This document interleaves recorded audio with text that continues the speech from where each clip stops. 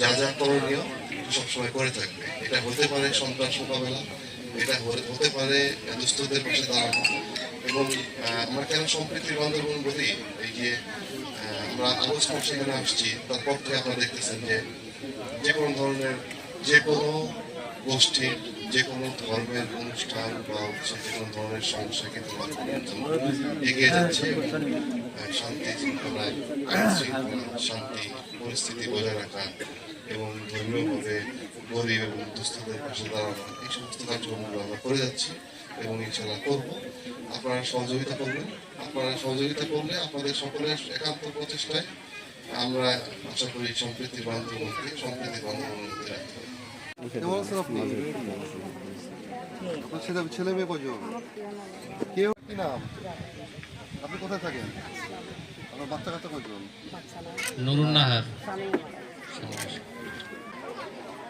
মাওলানা Mohammad Nazimuddin super দুবাকশরী, আপনাদের ওখানে তিন কজন? মরিয়ম,